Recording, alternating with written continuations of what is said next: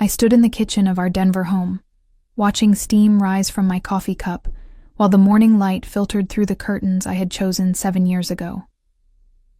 The house felt different lately, heavier somehow, as though the walls themselves knew something I refused to acknowledge. My husband Gregory moved past me without a word, his phone pressed to his ear, laughing at something the person on the other end said. He had been laughing a lot recently, just never with me. We had built this life together, or so I thought. I was 42 years old, and for the past 15 years, I had poured everything into our marriage and our pharmaceutical distribution company. While Gregory handled client relations and sales, I managed the operations, finances, and logistics that kept our business running smoothly. It was unglamorous work, the kind that happened behind closed doors, but it was essential. Every shipment tracked, every invoice processed, every regulatory document filed. That was my domain. Gregory finished his call and glanced at me briefly. "I have a meeting downtown," he said, already moving toward the door. "Do not wait up." "It is 8 in the morning," I replied, but he was already gone. The distance between us had grown slowly, so gradually that I had almost convinced myself it was normal. Marriages evolved, I told myself. People changed, but deep down, in the part of myself I tried to ignore, I knew something was fundamentally wrong. Gregory stayed out later, came home smelling of unfamiliar perfume, and looked at me as though I were an inconvenience rather than his partner. I finished my coffee and drove to our office, a modest building on the outskirts of the city where we ran our operations. The pharmaceutical distribution business was competitive and demanding, requiring meticulous attention to detail and unwavering compliance with regulations. I had spent years building relationships with manufacturers and healthcare facilities, ensuring our supply chain remained flawless. My assistant, Patricia, greeted me with a worried expression. "Mary, we need to talk about the inventory reports. Some numbers are not adding up." I followed her to my office, where she spread several documents across my desk. As I reviewed them, a cold sensation settled in my stomach. Discrepancies appeared throughout the past 6 months, small enough to overlook individually, but collectively troubling. Shipments that should have generated revenue seemed to disappear into administrative gaps. "Has Gregory seen these?" I asked. Patricia hesitated. "He told me not to bother you with operational details anymore. Said he would handle it directly."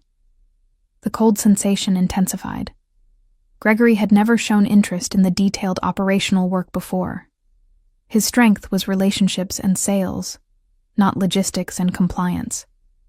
Why would he suddenly want to handle inventory discrepancies? I spent the rest of the day digging deeper, cross-referencing shipping manifests with financial records. The more I searched, the more irregularities I found. Nothing obviously criminal, but enough inconsistencies to suggest someone was either incompetent or deliberately obscuring information. Gregory returned to the office late in the afternoon, breezing through with barely a glance in my direction. "We need to discuss these inventory reports," I said, holding up the documents. He waved dismissively. "I am handling it. Do not worry about things you do not understand." The condescension in his tone struck me like a physical blow. I had built the operational infrastructure of this company. I understood it better than anyone.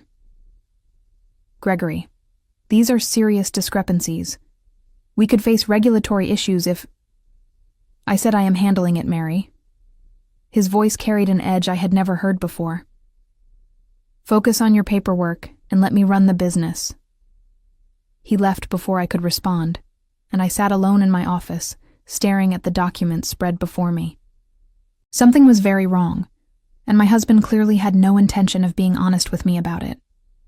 That evening, I returned home to an empty house. Gregory did not come back until after midnight, and when he did, he went straight to the guest bedroom without a word. I lay awake, staring at the ceiling, trying to piece together what was happening to my marriage and my business. The next morning, I decided to take action. If Gregory would not tell me the truth, I would find it myself. I contacted an old friend from college, Diane, who now worked as a private investigator. We met at a quiet cafe on the other side of town. I need to know what my husband is doing, I told her, feeling simultaneously foolish and justified. I think he might be hiding something, either personally or professionally. Maybe both. Diane listened without judgment, taking notes as I described the inventory discrepancies, Gregory's increasingly distant behavior, and the late nights that had become routine. "Give me 2 weeks," she said. "I will find out what is going on." Those 2 weeks felt like an eternity. I continued working, maintaining the facade of normalcy, while anxiety gnawed at me constantly. Gregory barely spoke to me, treating me like a roommate rather than a spouse. At the office, he held meetings behind closed doors and spoke in hushed tones on phone calls. I caught him once, laughing with someone on the other end about finally being free soon. The words haunted me. Free from what? From me? When Diane finally called, her tone was somber. "We need to meet. I have information, and you are not going to like it." The coffee shop Diane chose was nearly empty at 3 p.m. on a Tuesday. She sat in a corner booth, a manila folder on the table in front of her. As I approached, I could see the sympathy in her eyes, and my stomach twisted with dread. "Just tell me," I said, sliding into the seat across from her. Diane opened the folder and pushed several photographs toward me. They showed Gregory with a woman I did not recognize, someone younger with perfectly styled hair and expensive clothes. The images captured them at restaurants, outside a downtown apartment building, and in one particularly damning shot, kissing in his car. "Her name is Valerie," Diane said quietly. "She works in real estate. They have been seeing each other for at least 8 months, possibly longer. 8 months. While I had been managing our business, ensuring compliance with every regulation, tracking every shipment, and keeping our operation profitable, my husband had been building a separate life with someone else. The betrayal burned through me, but Diane was not finished. "There is more," she continued, pulling out additional documents. "Gregory has been systematically moving assets out of the company. He has been creating what looks like legitimate business expenses, but the money is actually going into accounts that only he controls. He has also been meeting with a divorce attorney for the past 3 months. The room seemed to tilt. I gripped the edge of the table, forcing myself to breathe. He is planning to divorce me. Yes, and based on what my contact found, he is setting things up to make it look like the business is worth far less than it actually is. He has been inflating expenses, hiding revenue, and creating a paper trail that suggests the company is barely breaking even. If you went into a divorce proceeding without knowing this, you would walk away with almost nothing, while he keeps the actual assets he has hidden." I stared at the documents, my mind racing. 15 years of marriage, 15 years of building a business together, and this was how it ended. Not with honest conversation or mutual respect, but with calculated deception, designed to leave me with nothing. "There is something else," Diane said, her expression darkening. "Valerie is not just his mistress. She has also been working as a consultant for your company, billing for services she never actually provided. Gregory has been paying her through the business, essentially using your joint assets to fund his affair and set up his new life." The audacity of it took my breath away. He had not just betrayed me personally, he had stolen from our business, the company I had worked tirelessly to build and maintain. Every late night I had spent ensuring compliance, every problem I had solved, every relationship I had nurtured. He was using all of it to fund his escape and his affair. "What do I do?" I asked, my voice barely above a whisper. Diane leaned forward. "You document everything. You get ahead of this. He thinks you are clueless, which gives you an advantage. He is going to file for divorce soon, probably within the next month based on what my sources indicate. You need to be ready." I left the coffee shop with the folder tucked under my arm, my mind churning with emotions I could barely process. Anger, betrayal, humiliation. They all swirled together into something cold and determined. Gregory had underestimated me, treated me like I was too stupid or too complacent to notice what he was doing. He was about to learn exactly how wrong he was. Over the next 3 weeks, I became someone I barely recognized. During the day, I played the role of the oblivious wife, going through the motions at work while Gregory continued his charade. But at night, I worked with Diane and a forensic accountant named Bernard, meticulously documenting every irregularity in our business finances. Bernard was a meticulous man in his 60s who had spent decades untangling complex financial schemes. He reviewed our company records with the intensity of someone solving a puzzle, and what he found was damning. "Your husband is not very good at hiding his tracks," Bernard said during one of our late-night meetings at his office. "He has been diverting funds for months, but he made mistakes. The payments to Valerie, for instance, are clearly not legitimate consulting fees. The invoices are vague, the work product is non-existent, and the timing coincides exactly with when their affair started, according to your investigator's timeline." "Can we prove it?" I asked. "Absolutely. But there is more. He has also been underreporting revenue from several of your major clients. The actual payments come in, but he records them as partial payments or delayed shipments. The difference goes into a separate account. Over the past year, he has moved approximately $400,000 out of the business this way." $400,000. The number staggered me. That was not just marital assets.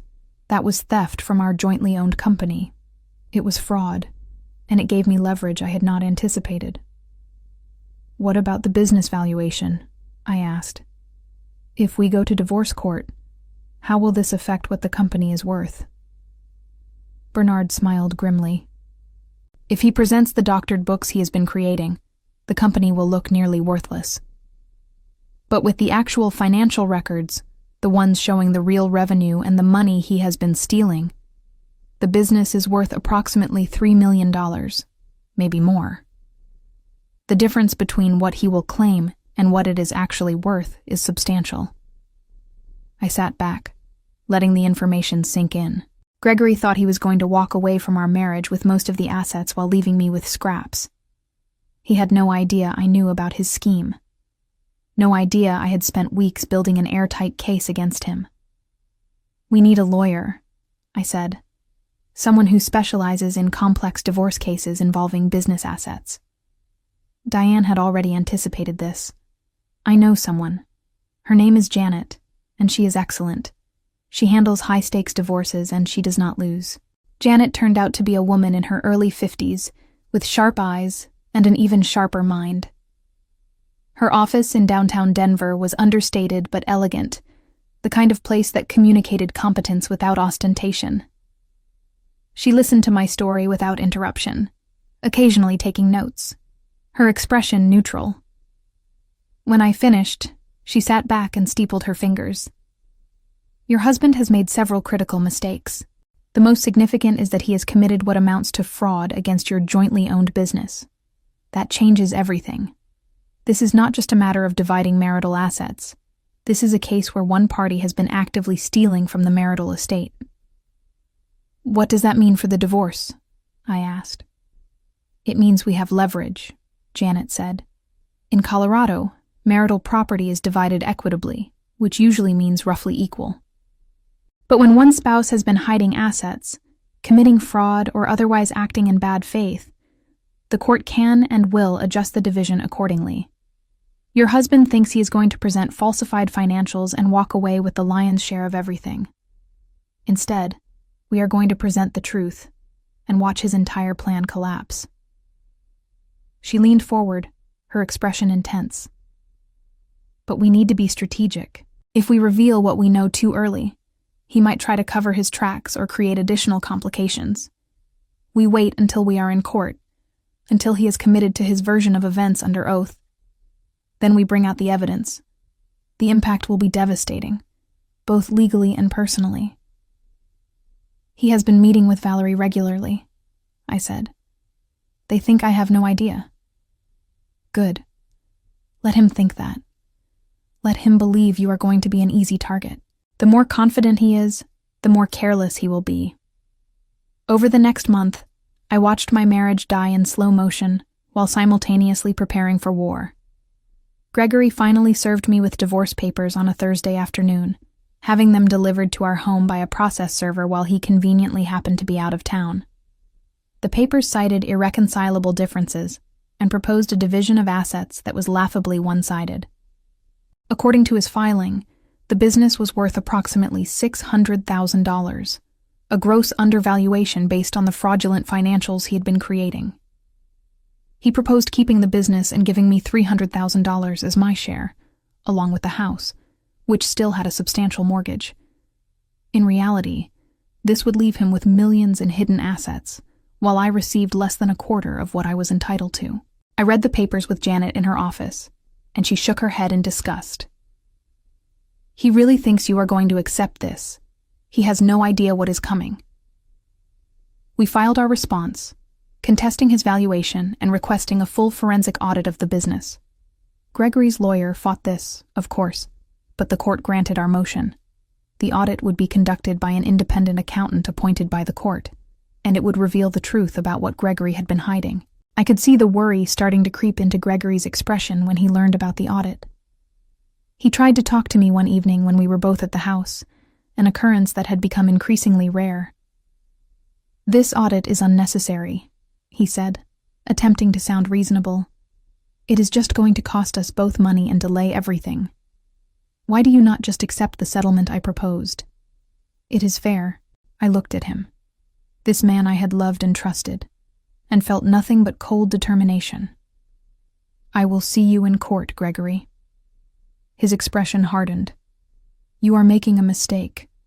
You are not going to get more than what I offered. You should take it while you can." The thinly veiled threat did not frighten me. I had spent weeks preparing for this, building an unassailable case with the help of people who actually knew what they were doing. Gregory thought he was clever, but he was merely predictable. The court-appointed auditor, a stern woman named Frances, spent 2 weeks examining our business records. She had the authority to access everything, including the accounts Gregory thought were hidden. I watched him grow increasingly agitated as the audit progressed, making frequent calls to his attorney and spending long hours away from the office. When Frances submitted her report to the court, Janet called me immediately. "It is better than we hoped." She found everything: the hidden accounts, the payments to Valerie, the underreported revenue. She valued the business at $3.2 million and noted evidence of potential fraud that she is recommending be referred to the district attorney. The district attorney. Gregory was not just facing an unfavorable divorce settlement, he was potentially facing criminal charges. Our court date was set for a Friday morning in late October. I spent the night before reviewing documents with Janet, going over every detail of our strategy. She was confident, but I was terrified. This was it. The moment when everything I had been working toward would either succeed or fail. I barely slept, and when morning came, I dressed carefully in a navy suit that projected confidence and competence. I looked at myself in the mirror and barely recognized the woman staring back. I had spent so many years being accommodating, being the person who handled problems quietly and kept things running smoothly. That version of myself was gone, replaced by someone harder and more determined. The courthouse was the imposing building downtown, all stone and glass, representing the weight of justice. Janet met me on the steps, carrying her briefcase and wearing an expression that reminded me of a predator about to strike. "Remember," she said as we walked inside, "let him commit to his story. Let him lie under oath. Then we present the truth." We entered the courtroom, and I saw Gregory for the first time in weeks. He sat with his attorney, a slick-looking man named Peter, who had a reputation for aggressive tactics. Gregory looked confident, almost smug, as though this was merely an inconvenience he had to endure before moving on to his new life with Valerie. He had no idea what was coming, and as I took my seat, I allowed myself a small, cold smile. He had laughed at me, dismissed me, stolen from me, and betrayed me. Now, finally, he was going to face the consequences. The courtroom was smaller than I expected, more intimate, which somehow made everything feel more intense. Judge Harrison presided. A man in his early 60s with gray hair and an expression that suggested he had seen every possible variety of human deception. He reviewed the preliminary documents while Gregory and I sat on opposite sides of the room, separated by more than just physical distance. Gregory's attorney, Peter, stood first to present their case. He was smooth and confident, painting a picture of a struggling business that had barely survived recent market pressures. According to his narrative, Gregory had worked tirelessly to keep the pharmaceutical distribution company afloat, while I had handled minor administrative tasks. "My client has been the driving force behind this business," Peter said, gesturing toward Gregory. "He built the client relationships, secured the contracts, and navigated the competitive landscape. The business, while it provided a modest living, is not the valuable asset Mrs. Mary seems to believe. The independent valuation my client obtained places its worth at approximately $600,000, and Mr. Gregory is being more than generous in offering his wife half that amount, plus their home." I watched Gregory nod along, his expression serious and concerned, as though he genuinely cared about being fair. The performance was impressive. If I had not known the truth, I might have believed it myself. Peter continued, presenting the falsified financial documents that Gregory had carefully constructed over the past year. Revenue reports that showed declining income, expense reports that were inflated with fraudulent consulting fees, and projections that painted a bleak picture of the company's future. It was a comprehensive fiction, and Peter delivered it with absolute conviction. "Mrs. Mary is understandably emotional about the end of their marriage," Peter said, his tone sympathetic. "But emotion cannot change the financial reality. The business simply is not worth what she seems to think it is worth. My client is proposing a fair settlement that will allow both parties to move forward with their lives." Judge Harrison listened without expression, occasionally making notes. When Peter finished, he looked toward Janet. "Counsel, do you wish to present your case?" Janet stood, and I could see the anticipation in her posture. "Yes, Your Honor. But first, I would like to ask Mr. Gregory a few questions under oath." Gregory took the stand, looking confident. He answered the preliminary questions easily, confirming his name, his role in the business, his understanding of their financial situation. Then Janet began to probe deeper. "Mr. Gregory, you testified that the business is worth approximately $600,000, correct?" "That is correct." "And this valuation is based on the financial records you provided to your independent appraiser?"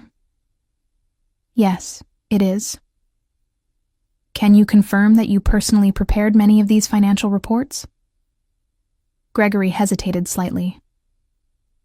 "I worked with our accountant, but yes, I was involved in preparing them." "Were you also involved in managing the company's operational finances, tracking shipments, processing invoices, that sort of thing?" "I oversaw it, yes." Janet smiled slightly. "That is interesting, because my understanding was that your wife handled all operational and financial management, while you focused on sales and client relations. Has that changed recently?" I could see the tension creeping into Gregory's shoulders. "I have always been involved in all aspects of the business." "Let me ask you about some specific transactions," Janet said, pulling out a document. "Over the past 8 months, your company paid a consultant named Valerie approximately $75,000. Can you describe what services she provided?" The color drained from Gregory's face. He glanced at Peter, who looked equally concerned. "She provided marketing consultation." "Marketing consultation for a pharmaceutical distribution company? What specific marketing strategies did she implement?" "Various strategies. I do not have the details memorized." "Can you provide any documentation of the work she performed? Reports, presentations, email correspondence?" Gregory shifted uncomfortably. "I would have to review our files." "Please do that," Janet said sweetly. "I will wait." The silence stretched as Gregory clearly struggled to produce something that did not exist. Finally, Peter intervened. "Your Honor, this line of questioning seems designed to embarrass rather than illuminate the relevant financial issues." Judge Harrison looked at Janet. "Counsel, where are you going with this?" "Your Honor, I am establishing a pattern of fraudulent expenses that have artificially deflated the apparent value of the marital business. This consultant, Valerie, provided no actual services. She is, in fact, Mr. Gregory's mistress, and these payments were simply a way to funnel marital assets to her, while creating the appearance of legitimate business expenses." The courtroom went absolutely silent. Gregory's face flushed red, and I could see the fury in his eyes. Peter was on his feet immediately. "Your Honor, these are serious allegations without foundation." "They have significant foundation," Janet interrupted calmly. She approached the bench with a folder. "I have documentation here showing the relationship between Mr. Gregory and Valerie, including photographs, witness statements, and financial records. I also have expert testimony from a forensic accountant who has identified approximately $400,000 in fraudulent transactions over the past year." Judge Harrison took the folder and began reviewing its contents. The silence in the courtroom was deafening. I watched Gregory's confident facade crumble, replaced by barely controlled panic. He leaned over to whisper urgently with Peter, who looked increasingly distressed as he realized the situation they were in. After several minutes, Judge Harrison looked up. His expression had shifted from neutral to distinctly displeased. "Mr. Gregory, you are still under oath. I am going to ask you directly. Have you been deliberately misrepresenting the financial condition of your business in order to secure a more favorable divorce settlement?" Gregory opened his mouth, then closed it. He looked at Peter, who seemed unable to provide guidance. Finally, he said, "I may have made some accounting errors." "Accounting errors," Judge Harrison repeated, his tone making clear what he thought of that characterization. "Counsel, I am going to need more information about these alleged irregularities before we proceed." Janet had been waiting for this moment. She presented Bernard, our forensic accountant, who took the stand with an air of professional competence. He laid out the evidence methodically, explaining each fraudulent transaction and hidden account with the precision of someone who had spent decades analyzing financial deception. "The pattern is consistent and deliberate," Bernard testified. "Revenue was systematically underreported, with actual client payments being diverted to accounts controlled solely by Mr. Gregory. Expenses were inflated through payments to vendors who provided no real services. And legitimate business costs were manipulated to create the appearance of financial distress, where none actually existed." He presented charts and spreadsheets that painted an irrefutable picture. "The real value of our business was not $600,000. It was over $3 million. Gregory had stolen from our joint enterprise to enrich himself while planning to leave me with a fraction of what I was owed." Peter tried to mount a defense, suggesting that these were simply differences in accounting methodology. But his arguments sounded weak even to my untrained ear. Judge Harrison cut him off midway through an explanation. "Counsel, I have reviewed the evidence presented by the opposing party. These are not accounting differences. This appears to be a systematic effort to defraud both your client's spouse and potentially the court itself. Do you have any substantive response to these allegations?" Peter conferred with Gregory in hushed, urgent tones. I could see Gregory's hands shaking, his earlier confidence completely evaporated. He had walked into this courtroom expecting an easy victory, a rubber stamp on his carefully constructed fraud. Instead, his entire scheme was being exposed in meticulous detail. "Your Honor," Peter finally said, "we request a recess to review this new information and consult with our client." "Denied," Judge Harrison said flatly. "You have had ample opportunity to present accurate financial information. The time for games is over. Counsel for the petitioner, do you have additional evidence to present?" Janet did. She called the court-appointed auditor, Francis, who confirmed everything Bernard had testified to. She had found the same discrepancies, the same hidden accounts, the same pattern of fraudulent transactions. Her report recommended not just an adjustment to the divorce settlement, but referral to law enforcement for possible criminal prosecution. In my 30 years of conducting financial audits, Frances testified, I have rarely seen such a blatant attempt to hide assets and defraud a spouse. The evidence is overwhelming, and the methodology was both systematic and intentional. Gregory sat motionless, staring at the table in front of him. I wondered what he was thinking, whether he was calculating his next move or simply drowning in the realization that his plan had failed spectacularly. Part of me felt a savage satisfaction at his distress. This was the man who had betrayed me, stolen from me, and planned to leave me destitute. Now he was facing the consequences. Janet returned to her seat, and Judge Harrison spent several minutes reviewing documents. The tension in the courtroom was palpable. Finally, he looked up and addressed Gregory directly. Mr. Gregory, I am going to give you one opportunity to explain yourself, and I strongly suggest you tell the complete truth, because if you lie to me again, you will regret it. Did you deliberately falsify financial records to misrepresent the value of your business in these divorce proceedings? Gregory stood slowly. His voice, when he spoke, was barely audible. Yes, Your Honor. And did you divert marital assets to an account controlled solely by yourself? Yes, Your Honor. And did you use marital funds to pay for personal expenses related to an extramarital affair? Gregory's jaw clenched. Yes, Your Honor. The admissions hung in the air. Judge Harrison's expression was cold. Thank you for your honesty, belated as it is. Please be seated. As Gregory sat down, I saw him glance in my direction. There was no smugness now, no condescension, just fear and anger. He had underestimated me completely, and the realization was written across his face. Judge Harrison addressed both attorneys. We are going to take a brief recess while I review all the evidence presented today. When we return, I will issue my ruling on the division of marital assets. I am also going to be referring this matter to the district attorney's office for review of potential criminal charges. We are in recess. The gavel struck, and people began filing out of the courtroom. I remained seated, my legs shaking with adrenaline. Janet put a hand on my shoulder. You did perfectly. Just remain calm for a little longer. During the recess, I stood in the hallway outside the courtroom, trying to process what had just happened.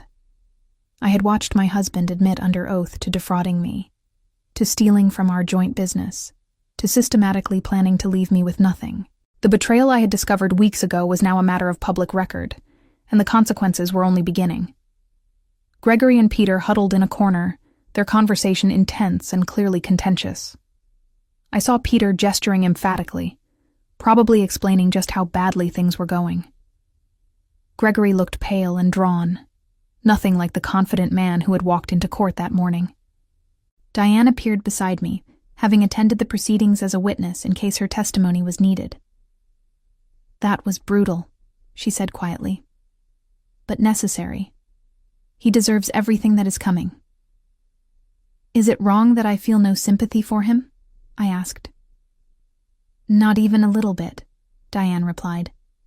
He made his choices. Now he faces the results. When we returned to the courtroom, Judge Harrison already sat at the bench, his expression grave. I have reviewed all evidence presented today, including the testimony of multiple expert witnesses and the sworn admissions of Mr. Gregory. What I have seen disturbs me greatly. This court takes allegations of fraud very seriously, particularly when one party attempts to use legal proceedings as a tool for continued deception. Judge Harrison continued, his voice carrying the weight of authority. The evidence presented makes clear that Mr. Gregory has engaged in a systematic effort to hide marital assets, falsify business records, and defraud both his spouse and potentially this court. His actions demonstrate a complete disregard for his legal and ethical obligations. He looked directly at Gregory. Mr. Gregory, your testimony today revealed that you diverted approximately $400,000 in marital assets to accounts you controlled exclusively. You paid your mistress $75,000 from business funds for services she never provided. You deliberately underreported business revenue to make your company appear less valuable than it actually is. These are not minor indiscretions or accounting errors. These are calculated acts of fraud. Gregory remained silent, his face ashen. I had imagined this moment during the long nights of preparation, but the reality was even more satisfying than I had anticipated. The man who had dismissed me as someone too naive to notice his schemes was now being dressed down by a judge who clearly had no patience for his deception. The court finds that the true value of the marital business, based on forensic accounting and independent audit, is approximately $3.2 million. Judge Harrison continued. This is more than 5 times the value Mr. Gregory claimed in his initial filing. The discrepancy is not accidental. It is the result of deliberate fraud. He paused, letting that sink in. In Colorado, marital property is typically divided equitably. However, when one spouse has engaged in fraud, hidden assets, or otherwise acted in bad faith, the court has discretion to adjust the division to reflect that misconduct.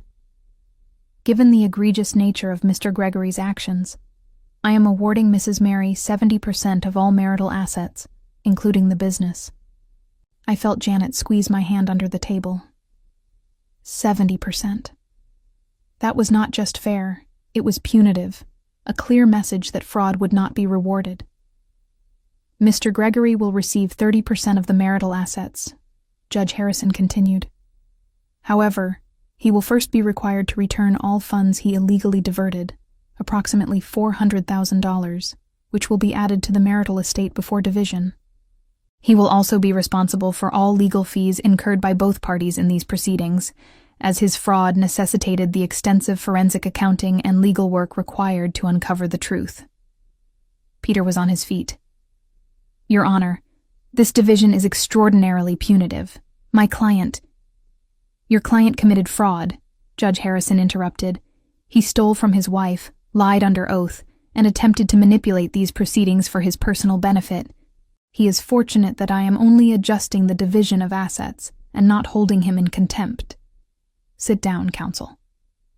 Peter sat. Judge Harrison was not finished. Additionally, Mr. Gregory is hereby ordered to transfer all business interest to Mrs. Mary within 30 days. She will have sole control and ownership of the pharmaceutical distribution company, given that she has been managing the actual operations while Mr. Gregory was occupied with his extramarital activities and fraudulent schemes. I see no reason why she cannot continue to run the business successfully without him. The impact of this hit me fully. I would not just receive a share of the business. I would own it entirely. The company I had built, the operations I had managed, the relationships I had nurtured, they would be mine alone. Gregory would be completely removed from the enterprise he had tried to steal from me. As for the marital home, Judge Harrison continued, it will be awarded to Mrs. Mary. Mr. Gregory will vacate the premises within 7 days. Gregory finally spoke, his voice cracking. Your Honor, this is everything. You are leaving me with nothing. Judge Harrison looked at him with something approaching contempt. Mr. Gregory, you attempted to leave your wife with nothing after 15 years of marriage and partnership. You stole from your joint business, committed fraud, and betrayed her trust in the most fundamental ways.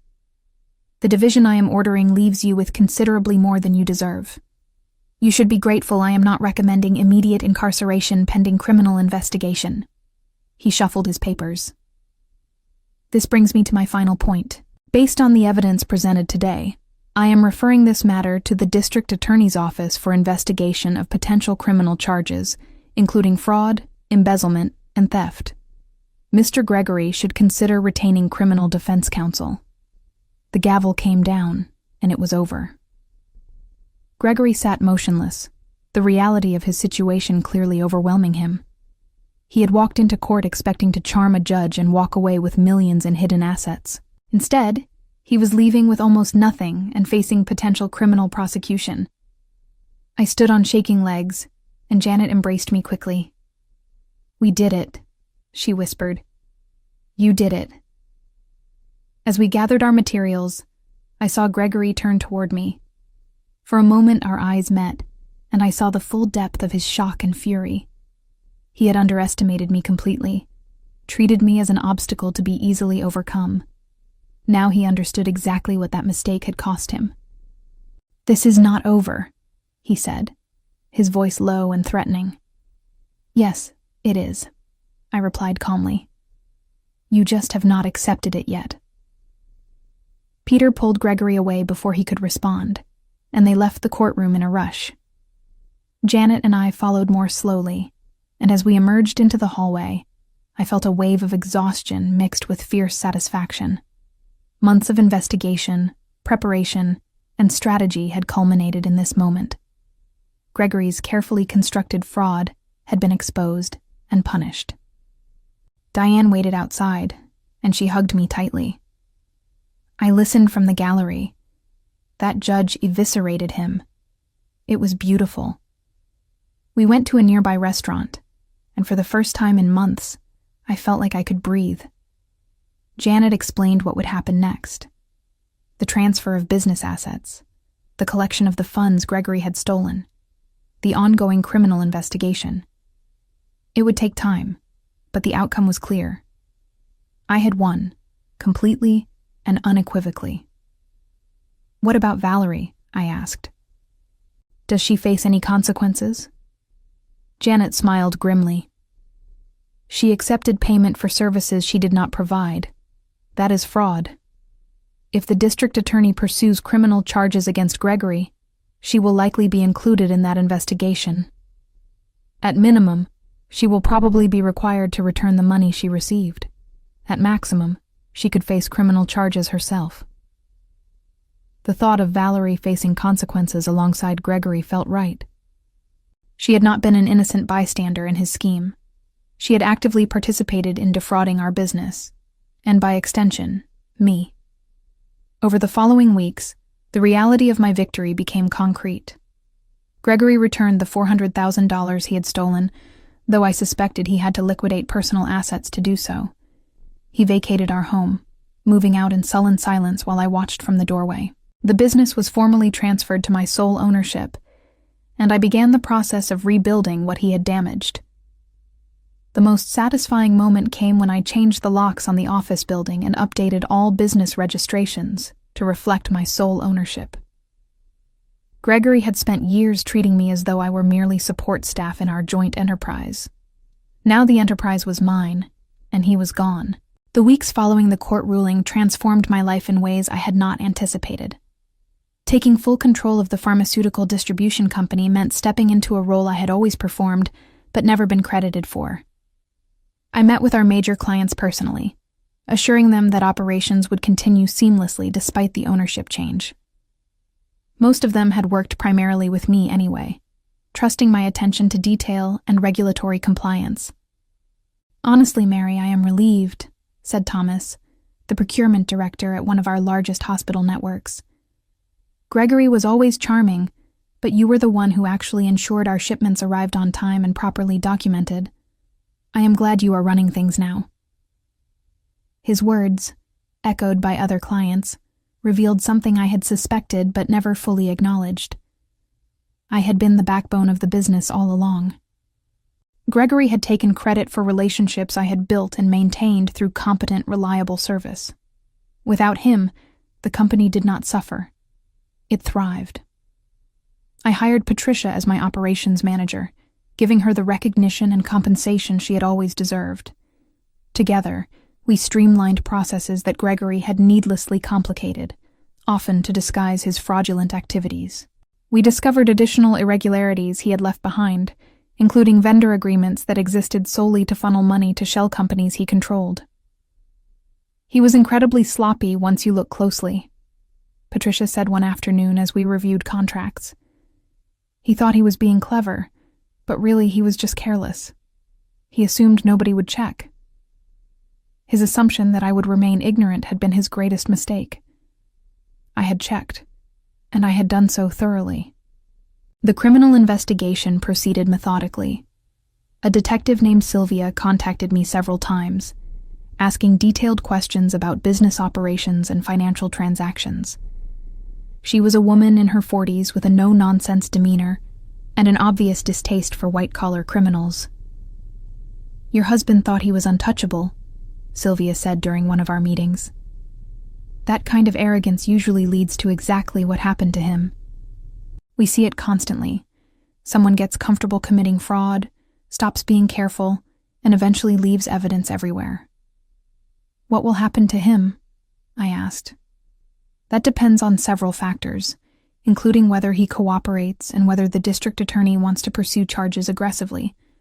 But based on what we have found, he is looking at potential felony charges for embezzlement and fraud. If convicted, he could face prison time and would definitely face significant fines and restitution requirements." The idea of Gregory in prison felt surreal. I had spent 15 years with this man, shared a home and a life with him. Now he faced criminal prosecution because of his own choices. I felt no sympathy, only a cold satisfaction that justice was being served. Valerie faced her own reckoning. The district attorney issued a subpoena for her financial records, and she was questioned about the payments she had received from our company. According to Sylvia, Valerie had initially tried to claim the consulting fees were legitimate, but when pressed to provide any evidence of work performed, she had nothing. Her relationship with Gregory, documented extensively by Diane's investigation, made the fraudulent nature of the payments obvious. "She has hired an attorney," Sylvia told me. "My guess is she will eventually agree to return the money and cooperate with our investigation of Gregory in exchange for reduced charges. She is not the primary target. He is." I imagined Valerie, who had enjoyed spending my money while sleeping with my husband, now facing legal consequences. The poetic justice appealed to me. She had participated eagerly in Gregory's scheme, enjoying the benefits without considering the cost. Now the bill was due. The business continued to grow under my leadership. Without Gregory's fraudulent expenses draining resources, our profit margins improved dramatically. I negotiated new contracts with pharmaceutical manufacturers, expanding our product lines and service areas. The work was demanding, but I found it deeply satisfying. Every successful deal, every satisfied client, every month of increased revenue was proof that I had never needed Gregory's supposed business acumen. One afternoon, about 2 months after the divorce was finalized, I received an unexpected call from Peter, Gregory's former attorney. "Mrs. Mary, I am calling on behalf of my former client. He would like to meet with you to discuss a potential settlement regarding some remaining financial matters." "What financial matters?" I asked coolly. The court was very clear about the division of assets. "There are some business contacts and opportunities that Gregory believes he could help you access, for a reasonable consulting fee, of course. He thinks there might be a way for you both to benefit from his industry connections." The audacity was breathtaking. Gregory, who had been stripped of everything through his own fraud, was now trying to sell me access to business contacts that I had likely developed in the first place. He was attempting to create relevance where none existed. "Tell your former client that I have no interest in any arrangement with him," I said. "The business relationships he thinks he controls were built on my operational competence, not his charm. I do not need his help, and I certainly will not pay him for it." Peter sighed. "I will convey your message."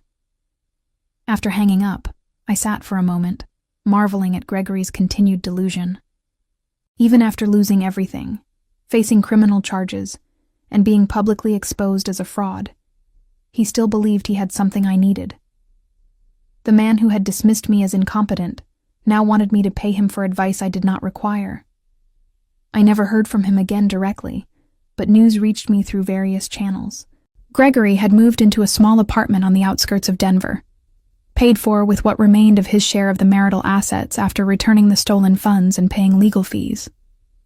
His reputation in the pharmaceutical distribution industry was destroyed. Word had spread about the divorce proceedings and the fraud he had committed. No one wanted to do business with someone who had stolen from his own company and lied under oath. Spring arrived, bringing with it a sense of renewal. The business was thriving, and I was expanding into new markets. I hired additional staff, including a sales director named Kevin, who brought fresh energy and legitimate industry connections. Unlike Gregory, Kevin actually worked for his salary, developing client relationships through competence and integrity rather than deception. "You have built something impressive here," Kevin said during one of our strategy meetings. "The operational infrastructure is solid, the client relationships are strong, and the growth potential is substantial. Whoever managed operations before clearly knew what they were doing." "That would be me," I said with a slight smile. "Then I am working for exactly the right person." The criminal case against Gregory moved forward. The district attorney filed formal charges: 3 counts of embezzlement, 2 counts of fraud, and 1 count of making false statements under oath.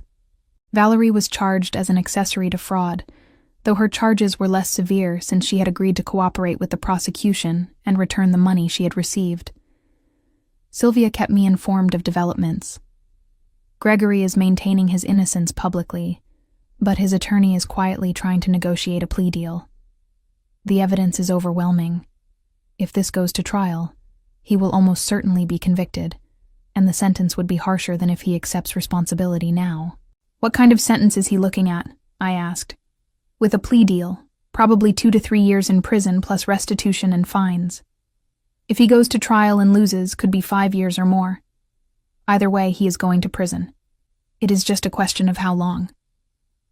The trial date was set for late summer, though Sylvia predicted Gregory would accept a plea deal before then. Men like him usually do. They are comfortable with fraud and deception when they think they can get away with it, but they do not have the courage to face the consequences. He will eventually take the deal. While Gregory's legal troubles unfolded, I focused on building the life he had tried to take from me. I renovated the house, removing all traces of our life together and creating a space that felt truly mine. I reconnected with friends I had neglected during my marriage, discovering that many of them had never liked Gregory, but had stayed silent out of politeness. "He always seemed like he was performing," my friend Jessica said over dinner one evening. "Like he was playing the role of a successful businessman, but did not actually know what he was doing. You were the competent one, but he took all the credit." Her observation validated what I had learned through painful experience. Gregory had been a performance, all charm and confidence with no substance underneath. I had provided the substance while he claimed the spotlight. The pharmaceutical distribution business required constant attention to regulatory compliance, inventory management, and relationship maintenance. These were not glamorous tasks, but they were essential. I had always understood that, while Gregory had viewed them as beneath his notice. Now, running the company alone, I could structure operations exactly as they should be, without his interference or his theft. One afternoon in June, I received a call from Sylvia. "Gregory accepted the plea deal this morning. He pled guilty to 2 counts of embezzlement and 1 count of fraud. The other charges were dropped as part of the agreement. He has been sentenced to 3 years in prison, followed by 2 years of probation. He also has to pay significant restitution and fines, though frankly I doubt he has the resources to pay much of it." 3 years in prison. The man who had planned to leave me destitute while he lived comfortably with his mistress was now headed to prison. The justice of it satisfied something deep within me. "What about Valerie?" I asked. "She got probation and community service in exchange for her cooperation. She also has to repay the $75,000 she received, with interest. Her legal career is essentially over. No one wants to hire someone convicted of fraud, even if she avoided prison time." After hanging up with Sylvia, I sat in my office, looking out over the city. The journey from discovering Gregory's betrayal to this moment had been exhausting and often painful. I had been forced to become someone harder, more cynical, more willing to fight. But I had survived, and more than that, I had won completely. The business continued to expand through the summer. I secured a major contract with a regional hospital system, significantly increasing our revenue. I hired a financial officer named Grace, who brought expertise in corporate finance and helped me structure the company for long-term growth. Under my leadership, the business was achieving success Gregory had only pretended to generate. One evening in August, I attended an industry conference in Denver.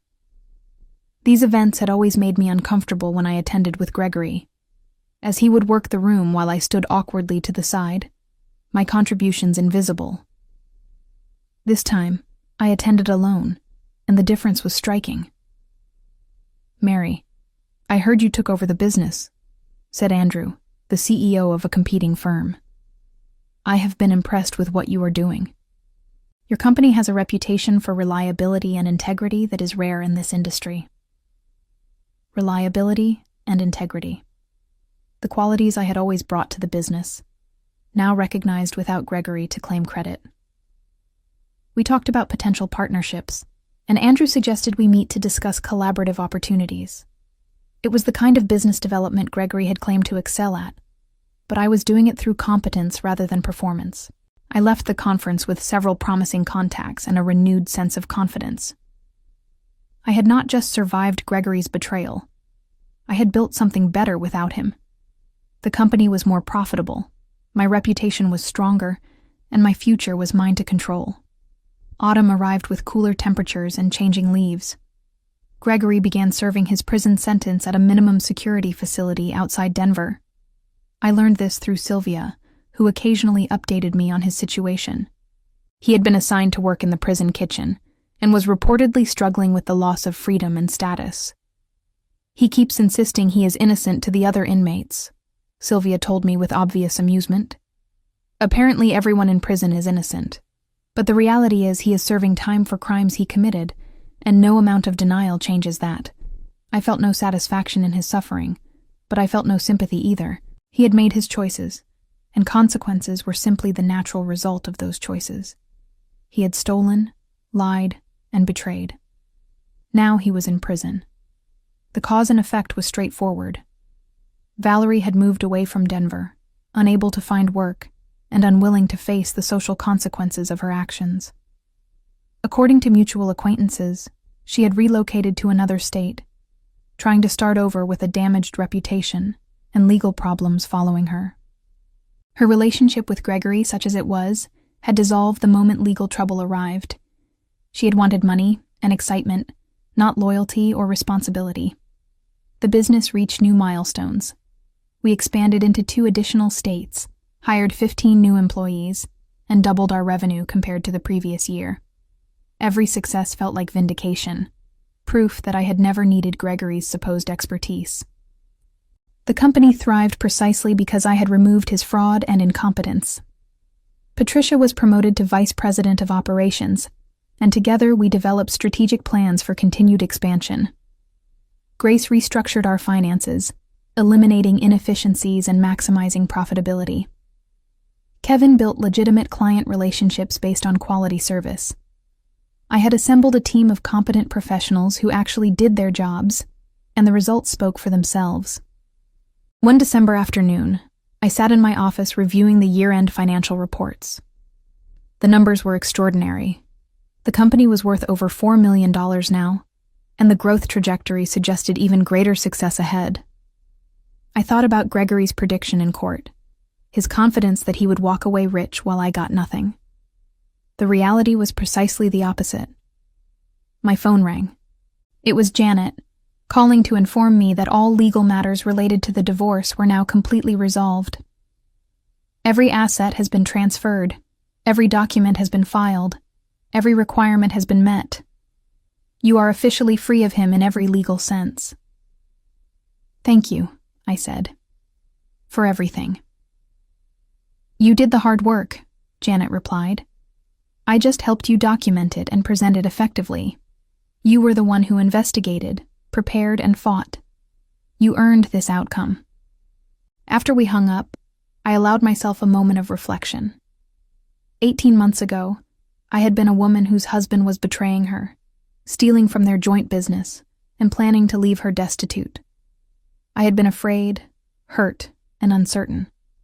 Now I was the sole owner of a thriving company, financially secure, and completely independent. The transformation had required becoming someone harder and more calculating than I had ever imagined, but it had been necessary. I thought about Gregory in prison, stripped of everything he had valued: money, status, freedom, respect. He had gambled that I was too naive or too weak to discover his fraud. He had lost that gamble catastrophically. Every consequence he suffered was directly traceable to his own choices. He had created his own destruction through arrogance and greed. Valerie had fled to another state, her reputation destroyed and her legal troubles following her. She had participated eagerly in Gregory's scheme, enjoying the benefits without considering the cost. Now she was paying that cost, required to repay money she no longer had, and marked permanently by her conviction for fraud. Her future prospects were dim, limited by her own poor judgment and criminal record. As for me, I built something real.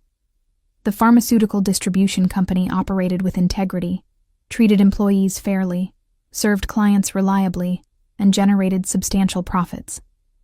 It was everything a business should be. Everything I had always tried to make it, even when Gregory was sabotaging my efforts. Now, without his interference, the company reached its full potential. I stood and walked to the window, looking out over Denver as evening lights began to glow across the city. The view was familiar, but my perspective had changed fundamentally. I was no longer someone who tolerated betrayal or accepted limitation. I was someone who investigated, prepared, and fought. I had faced deception and overcome it completely. The revenge I had taken was not impulsive or emotional. It was methodical and thorough, built on evidence and executed through legal channels. I had not destroyed Gregory. He had destroyed himself through his own fraud. I had simply ensured that his destruction was complete, and that I survived and thrived in its aftermath. Gregory served his full 3-year sentence with no early release, his attempts at appeal denied by courts that found no merit in his claims of innocence. Upon release, he faced 2 years of probation, substantial restitution payments he would spend decades trying to fulfill, and a permanent criminal record that made employment nearly impossible. He worked a series of low-wage jobs, his professional reputation destroyed beyond repair. Valerie remained in another state. Her fraud conviction and requirement to repay $75,000, haunting every attempt to rebuild her life. She managed to find work in retail, a far cry from the luxurious lifestyle she had enjoyed while spending money stolen from my business. Both of them learned, too late, that fraud always extracts its price. I built the pharmaceutical distribution company into one of the most respected firms in the region, known for operational excellence and unwavering integrity. The business that Gregory had tried to steal and destroy became my greatest success, proof that competence and honesty ultimately prevailed over charm and deception. Standing in my office, watching the sunset paint Denver in shades of gold and amber, I reflected on the journey from betrayed wife to successful business owner. The revenge I had taken was not bitter or destructive. It was simply the natural consequence of truth confronting lies. Gregory had underestimated me completely, and that single mistake had cost him everything. I had no regrets about the path I had chosen, only satisfaction that justice had been thoroughly and completely served.